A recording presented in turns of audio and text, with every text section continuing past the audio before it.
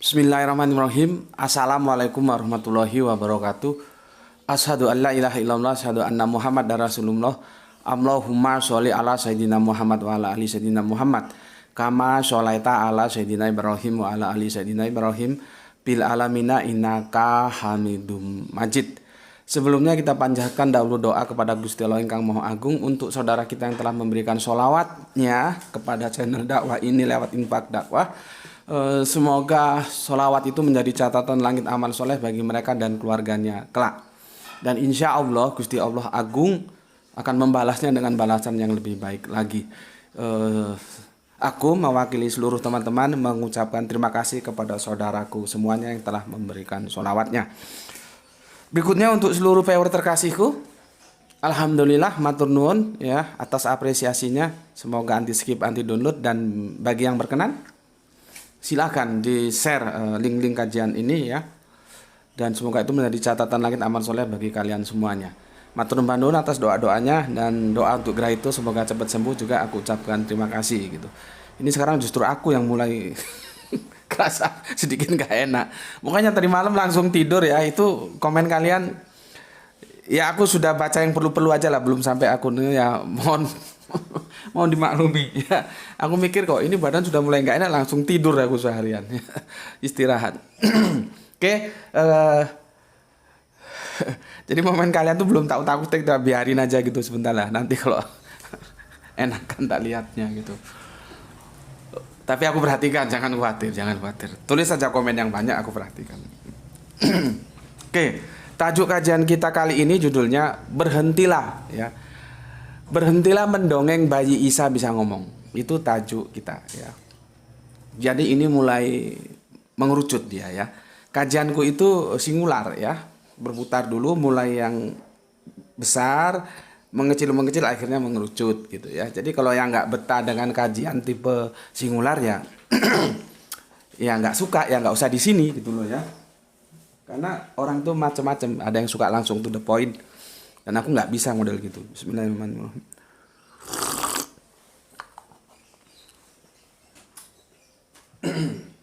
Oke. Sebelumnya aku komentari komen dari siapa ini? Dari Ibunda yang masih tetap cantik, tetap energik, sehat selalu di Bandung. Kumaha Pak Wartos nak? Kapan ulin ka dia? Bunda kita ya.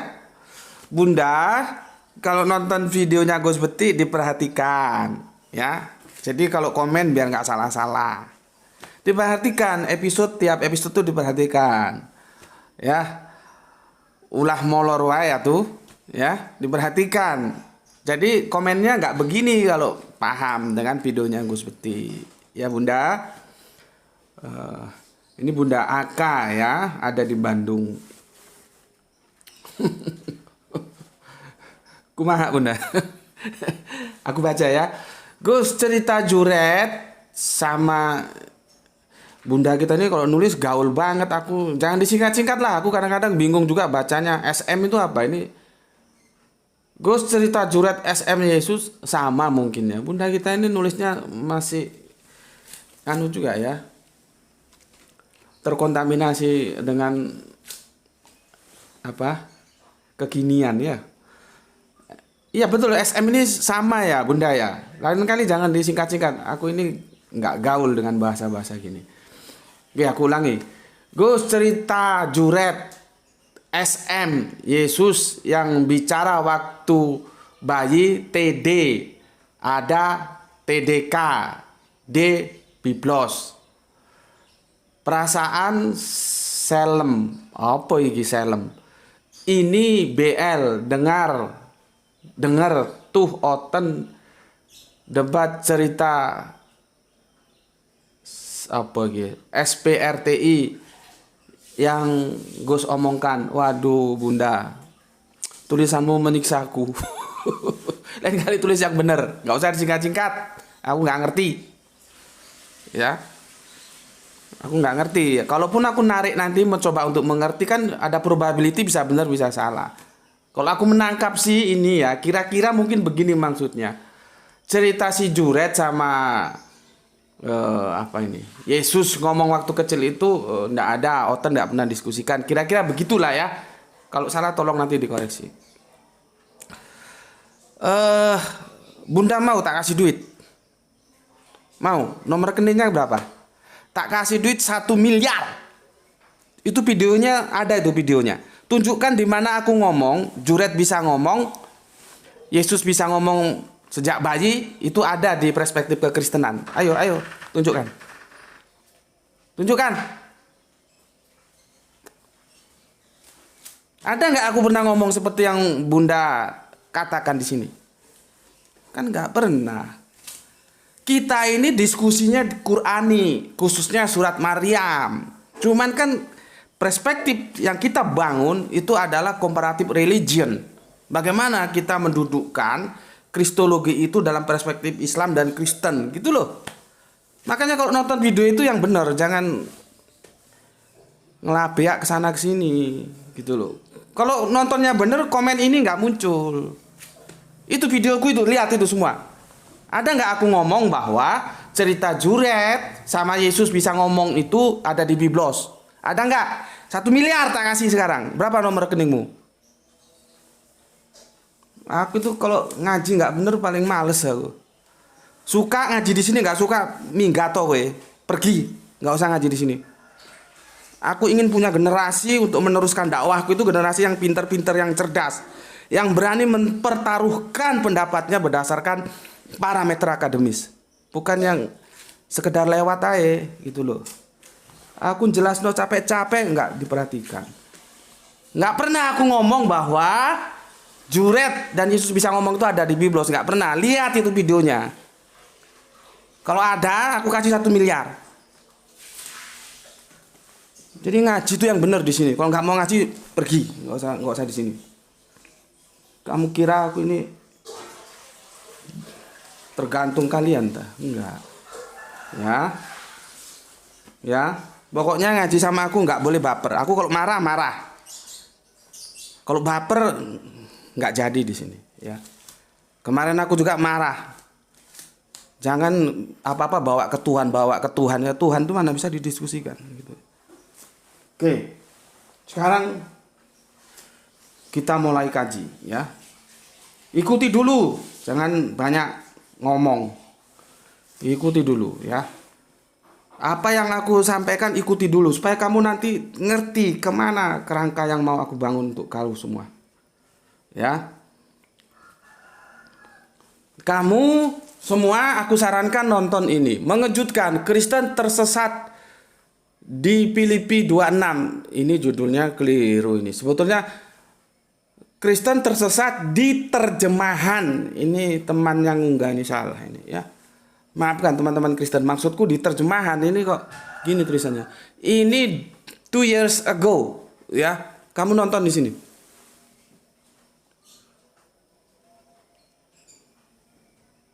Ya, ini 2 tahun yang lalu sudah aku unggah, ya.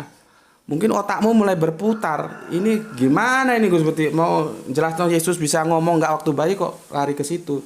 Ya makanya ikuti dulu supaya ngerti kamu. Ya. Karena nanti ini akan aku gunakan untuk menjelaskan bagaimana kacaunya terjemahan.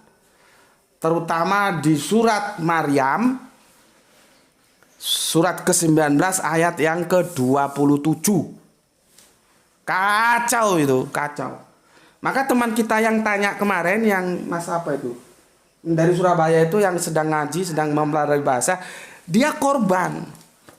Jadi kebodohan itu ya, dia dibodohi sama gurunya, gurunya dibodohi sama gurunya, gurunya dibodohi lagi sama gurunya. Nah, aku akan memotong kebodohan itu supaya nggak diwariskan sama generasi Islam, supaya generasi Islam itu cerdas berpikir, gitu loh. Ini kalau nggak dipotong ini terus diwariskan kebodohan-kebodohan ini. Nggak ada ceritanya bayi bisa ngomong itu siapa gitu. Ya, oke. Sebentar, ini kita akan siksak ini. Kajian-kajianku itu siksak, ya. kamu harus perhatikan. Oh ini Gus Beti bicara dari sudut pandang biblos. Oh ini Gus Beti bicara dari sudut pandang Al-Quran. Itu kamu harus ngerti. Masa harus aku jelaskan? Gitu loh. Supaya nggak seperti bunda kita yang dari Bandung tadi. Ngawur. Oke. Sekarang aku mau tunjukkan kamu ya. Sebentar. Di surat yang aku bilang tadi ya. Sebentar. Tenang. Ini begini loh ya. Filipi ya. Kitab Filipi. Ini teman-teman Kristen supaya ngerti juga ini. Supaya nggak dibodoh-bodohi kamu. Ya. Supaya nggak digoblok-gobloki kamu. Jangan mau kamu dibodoh-bodohi. Ya. Ini leh. Ini ya, kita mengkaji ini. Filipi 2, 5-6. Ini aku garis merah. Nah, jelas ya. Ini semua ini korban terjemahan semua ini. Ya. Aku bacakan. Ini LAI ya. Ini LAI. Semangatnya dulu. Kenapa Paulus menulis ini? Ini judul perikopnya. Nasihat supaya bersatu dan merendahkan diri seperti Kristus. Jadi, perhatikan. Pesan yang mau disampaikan Paulus supaya kalian itu menjadi rendah hati. Bukan rendah diri. Rendah hati. Dan untuk menjelaskan kerendahan hatinya itu, Paulus menggunakan sosok idol, yaitu Yesus Kristus. Pahami ya? Semangatnya di situ, semangatnya surat ini. Oke.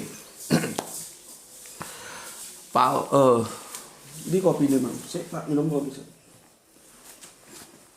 Bismillahirrahmanirrahim.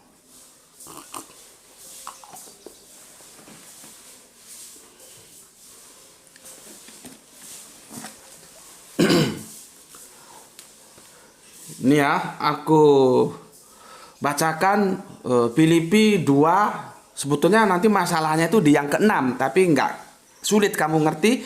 Supaya kamu gampang mengerti, aku mulai ayat yang ke-5 ya. Jadi pesannya itu sampai ke kamu nanti. Filipi 2 ayat 5. Hendaklah kamu dalam hidupmu ya, bersama menaruh pikiran dan perasaan yang terdapat juga dalam Kristus Yesus. Jadi Paulus itu memang aneh. Dia sering menggunakan Kristus Yesus, bukan Yesus Kristus. Itu kemarin teman kita dari Jogja itu apa bedanya? Apa kemarin itu? Terus dijawab yang dari Gigi dari Malang itu, apa bedanya apa gitu kemarin? Media sosial sama sosial media. Apa bedanya Yesus Kristus sama Kristus Yesus? Itu nantilah kita bahas ya. Oke. Nah ini intinya di sini. Yang ke-6, itu tadi yang ke-5. Yang walaupun dalam rupa Allah tidak menganggap kesetaraan dengan Allah itu sebagai milik yang harus dipertahankan. Lihat ini, terjemahannya seperti ini. Ini Pak dosen yang dosen bahasa Yunani, tolong bantu aku ya. Sampai tolong bantu aku. Karena ini nanti kita akan menyisir ke edisi Yunaninya.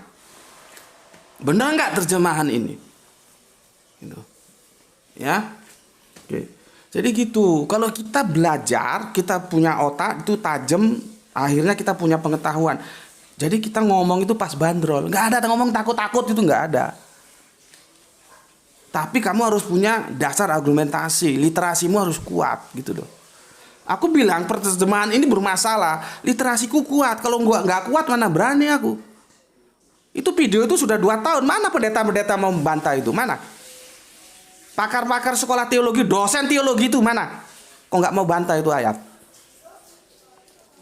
Karena aku berbicara berdasarkan ukuran-ukuran akademis. Kalau nggak berani aku. Ya. Oke. Ya pokoknya kalau ngaji sama aku harus begitulah ya, jangan baperan. Mau minum kopi dulu. Benar. Biar lancar ngomongnya. Bismillahirrahmanirrahim. Ya. Oke. Aku ulangi ya. Pada Filipi 2 ya, ayat yang ke-6, kalau kita baca seperti itu, mau tidak mau, suka tidak suka, itu menggiring pada sebuah pemahaman bahwa Yesus itu setara dengan Allah. Maka dia menjadi Allah. Nggak bisa. Apapun alasannya, you suka atau tidak suka, mau atau tidak mau, bahwa Filipi 2 ayat yang ke-6 itu menggiring kita, terjemahannya itu, bahwa Yesus itu setara dengan Allah. Cuman Yesus tidak mau. Inilah yang sering digunakan oleh teman-teman Tritunggal, bahwa Yesus itu setara dengan Allah. Masalahnya benar nggak terjemahan ini? Karena di Yohanes Yesus bilang, Bapa lebih besar daripada aku. Artinya Yesus relatif terhadap Bapa. Lah kok di sini dibilang setara? Itu loh masalahnya. Ya, aku ulangi lagi. Yang walaupun dalam rupa Allah tidak menganggap kesetaraan dengan Allah itu sebagai milik yang harus dipertahankan. Wah, kurang canggih bagaimana ini? Berarti kalau kita baca ini ya Yesus setara, cuman Yesus tidak mau disetarakan. Benar nggak terjemahan ini? Sementara di Yohanes dikatakan Bapa lebih besar daripada aku. Aku tidak bisa berbuat apa-apa. Apa yang aku kerjakan itu yang Bapa kerjakan. Coba.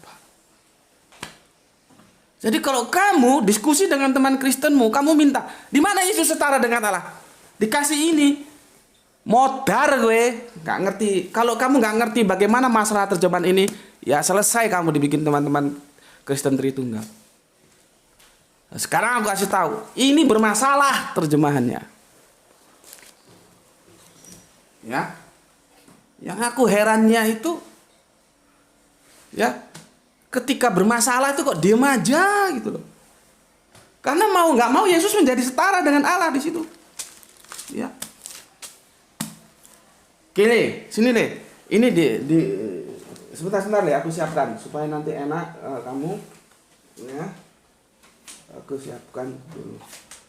Oke, diambil ke Bapak mau menjelaskan. Dia dicopot. Dicopot ininya gerai itu ke sini ke belakang nih. Dia masih jalannya belum bisa tegak lurus. Ini ya, ini aku jelaskan ya supaya kamu ngerti dulu. Ini aku jelaskan nih. Ya. Ini aku jelaskan. Aku bersaksi kepada setiap orang yang mendengar perkataan-perkataan nubuat dari kitab ini. Jika seseorang menambahkan sesuatu kepada perkataan-perkataan ini, maka Allah akan menambahkan kepadanya malapetaka. Malapetaka yang tertulis di dalam kitab ini. Dan jikalau seorang mengurangkan sesuatu dari perkataan-perkataan dari kitab nubuat ini, maka Allah akan mengambil bagiannya dari pohon kehidupan dan dari kota kudus seperti yang tertulis di dalam kitab ini. Artinya apa? Ini kitab tidak boleh ditambahi, tidak boleh dikurangi. Apa adanya you tulis, jangan ditambahi, jangan dikurangi. Pesan ini bukan terdapat di sini saja. Di perjanjian lama juga sudah dituliskan. Nggak boleh menambahi, mengurangi firman itu nggak boleh. Oke, clear di sini ya. Clear. Sekarang aku mau tunjukkan supaya kalian ngeh semua. Ya, benar Le. Nih, aku nggak tahu teman-teman ya, teman-teman kalau kalian di gereja itu baca Alkitab itu ngerti nggak sih? Ya, lihat ini. Kita lihat mana 6. Nih 6 ya. Who being in the form of God did not consider it robbery. Perhatikan kata robbery. To be equal with God. Kok terjemahannya bisa begini? Yang walaupun dalam rupa Allah tidak menganggap kesetaraan dengan Allah itu sebagai milik yang harus dipertahankan. Coba sih kamu kalau di gereja nggak ngerti tak kamu? Nggak bawa 2 kitab seperti ini kah? Coba dari mana narasi sebagai milik yang harus dipertahankan tuh dari mana? Karena dia berhentinya di God. Nih, bentar. Ini supaya kalian ngerti, jangan mau dibodoh-bodohi. 26, ya. Berhentinya kan di sini dia. Di God, berarti dia kalau ini sebenarnya salah ini. Allah itu proper name nggak boleh diterjemahkan, harusnya Tuhan ini. God itu Tuhan, tapi ya oke lah, ngerti ya. Dia seharusnya berhentinya di sini. Jadi walaupun dalam rupa Allah tidak menganggap kesetaraan dengan Allah. Nah, dengan Allah kacau terjemahannya. Titik di sini kan. Nah, ditambahi lagi sama dia sebagai milik yang harus dipertahankan. Aku mau tanya sama LAI, dari mana Anda dapat narasi itu sebagai milik yang harus dipertahankan, sedangkan ini nggak ada di sini. Itu loh, kan kacau. Dari Hong Kong apa? Ini loh diksi sebagai milik yang harus dipertahankan itu dari mana? Dari Hong Kong. Karena ini mau nggak mau, kalau kita terima seperti ini, Yesus menjadi setara dengan Allah. Padahal diksi itu nggak ada di sini. Ini loh, dia berhenti di God. Ngerti? Ya. Seharusnya diterjemahkan seperti ini. Nah, ini kalau aku cari. Jadi tadi itu kamu nanti bisa di rumah masukkan ke Google Translate. Jadinya begini. Yang dalam rupa Tuhan tidak menganggap perampokan sebagai setara dengan Tuhan. Ya, ini karena masih perkata, ini memang perlu dirangkai. Ya, ini perlu dirangkai. Karena apa? Begitu juga kalau kita lihat Al-Quran, terjemahan perkata, itu kamu hati-hati karena itu masih perlu merangkai. Seperti ini kita agak bingung memahaminya. Ini yang dari bahasa Inggris, aku masukkan Google Translate, keluarnya seperti ini. Who being in the form of God did not consider it robbery to be equal with God. Sudah, titik. Yang dalam rupa Tuhan tidak menganggap perampokan sebagai setara dengan Tuhan. Nah, ini dia pakai Tuhan, betul ini, pakai Tuhan. Jadi God itu Tuhan. God ini sebutan, bukan nama proper name, ya. Oke, kan nggak ada yang sebagai milik yang harus dipertahankan, kan nggak ada. Jadi kalau Kristen Indonesia ketemu Kristen Inggris, berantem ini. Yang satu bilang Yesus nggak setara, satu bilang setara. Dari mana diksi yang harus dipertahankan tuh? Seharusnya kan ini yang dalam rupa Tuhan tidak menganggap perampokan setara sebagai setara dengan Tuhan. Nah, sudah, titik di situ aja. Nah, karena ini masih rancu susunannya, maka kita sempurnakan di sini kalimatnya. Nih, dia menjadi begini. Ini gara itu agak pusing-pusing ini, dia jongkok. Dia menjadi begini. Filipi 2. Tidak berpikir tentang perampokan untuk menjadi setara dengan Tuhan. Jadi Yesus itu tidak pernah berpikir untuk menjadi setara dengan Tuhan dengan merampok kesucian Allah. Itu loh maksudnya ayat ini. Nah, ini ada catatan ini. Perampokan itu berasal dari kata robbery. Kamu lihat di bahasa Inggrisnya robbery. Ya, nanti ini Pak dosen tolong dibantu aku. Itu aku cari itu harpakmos. Harpakmos ini bahasa Yunani, ya, bahasa Inggrisnya robbery, bahasa Indonesianya perampokan. Jadi, maksudnya Paulus itu Yesus tidak berpikir tentang perampokan untuk menjadi setara dengan Tuhan. Jadi Yesus itu tidak pernah berpikir untuk setara dengan Tuhan. Itu maksudnya. Lah kok ini terjemahan bisa jadi begini? Dari mana ini diksi sebagai milik yang harus dipertahankan? Dari mana? Apa LAI ketika menerjemahkan tidak membaca pesan kitab Wahyu tadi? Jangan menambahi, jangan mengurangi firman. Kalau gini, jemaat ke gereja, dia nggak tahu. Dia nggak kocek di sini, nggak cross check. Nggak tahu matanya itu kalau kan bisa cross check begini kan. Jadi kalian nggak dibodoh-bodohi. Dari sini kalian tahu bahwa ini terjemahannya bermasalah. Sudah diintervensi. Inilah yang namanya terjemahan eisegese. Jadi si penerjemah itu menundukkan teks. Seharusnya yang benar itu eksegese. Si penerjemah tunduk terhadap teks. Nah, ini karena si penerjemah sudah maunya dia apa? Yesus mau nggak mau harus jadi Allah, maka dibikin terjemahan seperti ini. Ditambahilah sama dia. Itu sebagai milik yang harus dipertahankan. Mbok kamu cari sampai mampus, diksi itu nggak ada di sini. Karena dia berhentinya di God. Tuh, ya. Oke. Nah sekarang ya sebentar, ada lagi yang perlu aku jelaskan. Nah yang benar begini terjemahannya, ya, tidak berpikir tentang perampokan untuk menjadi setara dengan Tuhan. Jadi Yesus itu merendahkan diri, tidak menjadi sebuah keinginan merampok kesetaraan dengan menjadi setara dengan Tuhan, tidak, gitu ya. Kan beda jauh dengan ini bahasa Inggrisnya. Beda jauh dengan yang ini. dengan yang ini, yang 6 ini. Kan beda jauh. Coba kalau kita baca, yang walaupun dalam rupa Allah tidak menganggap kesetaraan, wah, dengan Allah, berarti setara dengan Allah dong dia jadinya. Itu yang gawat lagi nih tambahannya, itu sebagai milik yang harus dipertahankan. Ngawur. Ya. Nah, ini di buku-buku kamu itu gini. Yang aku masalahkan ini loh. Itu sebagai milik yang harus dipertahankan. Ini bukan kata loh ya. Ini sudah kalimat. Ini bukan diksi ya. Ini sudah narasi ini.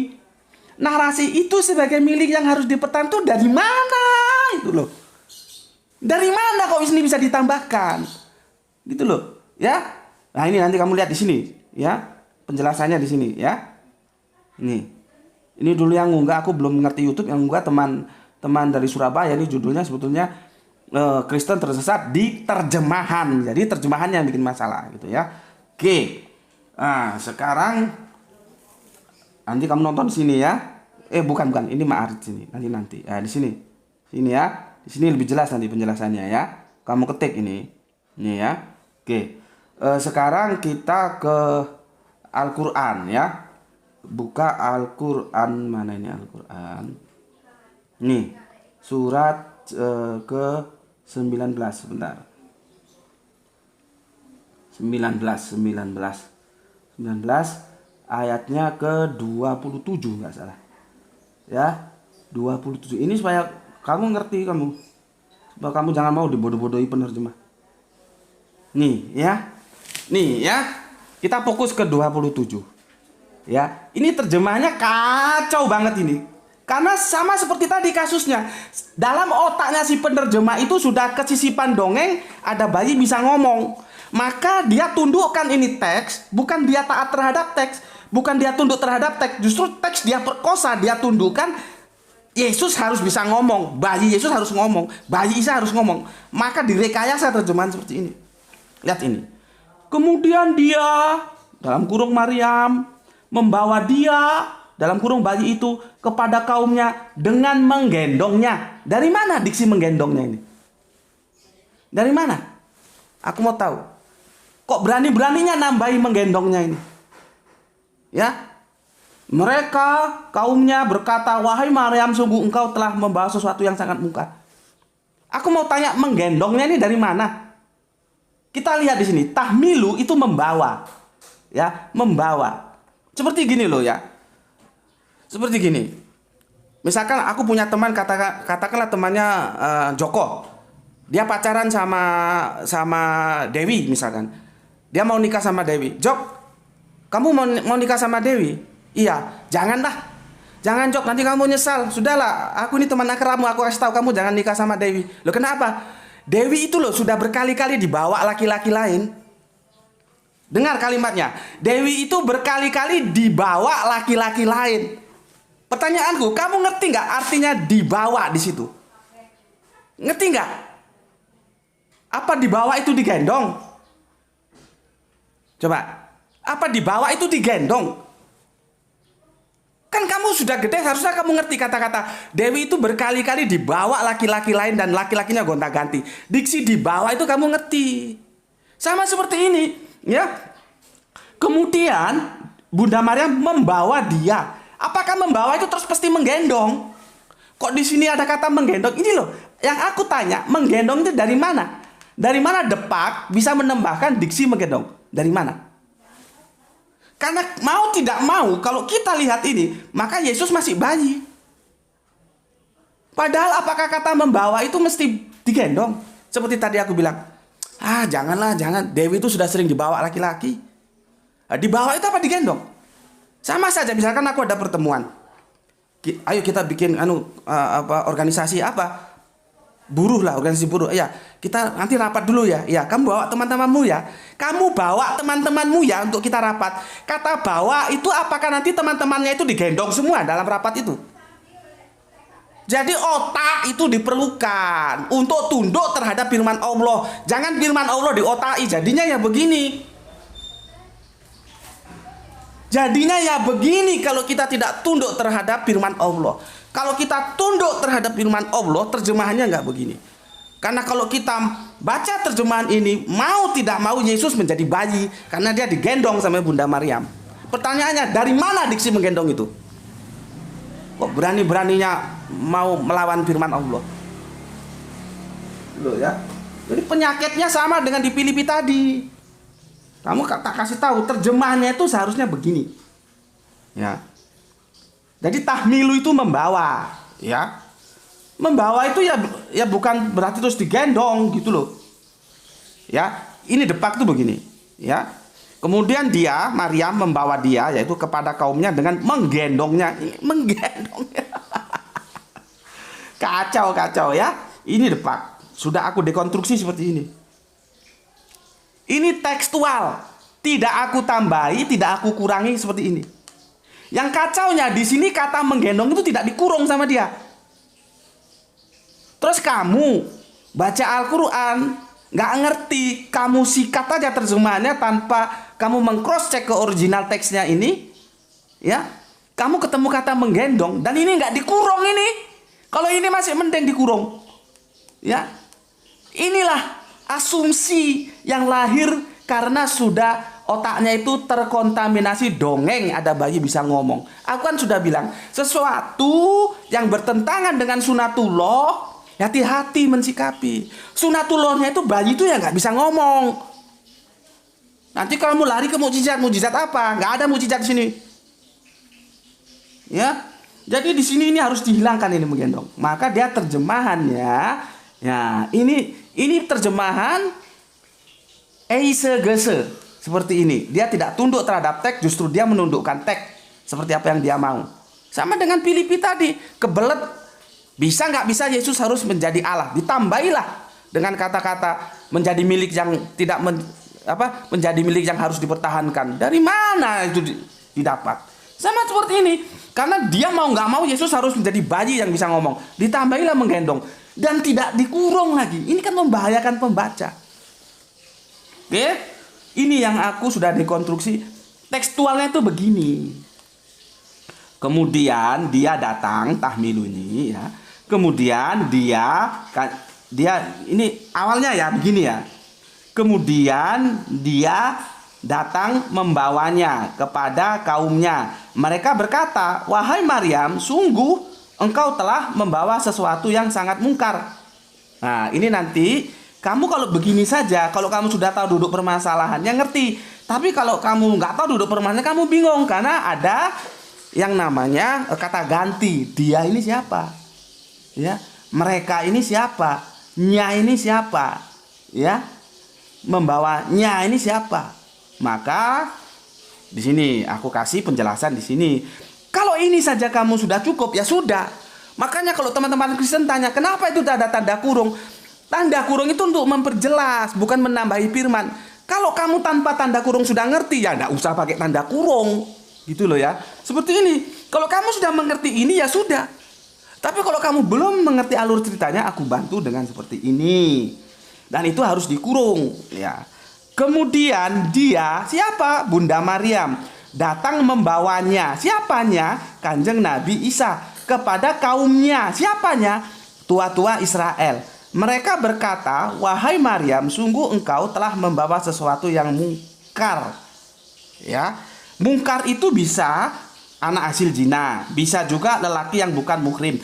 Karena pada saat itu sudah dewasa. Maka ada dua kemungkinan, terserah kalian mau ambil yang mana. Yang dimaksud mungkar itu apakah karena dituduh anak hasil zina atau karena bersama laki-laki yang bukan muhrimnya. Karena kan nggak tahu kalau itu anaknya. Ya, aku berikan dua pilihan. Kalau aku memilih dituduh perzina, tapi kalau kamu milih ini enggak apa-apa. Nah, ini namanya terjemahan fair. tidak memaksa si pembaca harus mengikuti terjemahan dia. Enggak. Maka aku sediakan gini. Terserah kamu mau pilih yang mana untuk memahami apa sebetulnya yang dimaksud mungkar itu.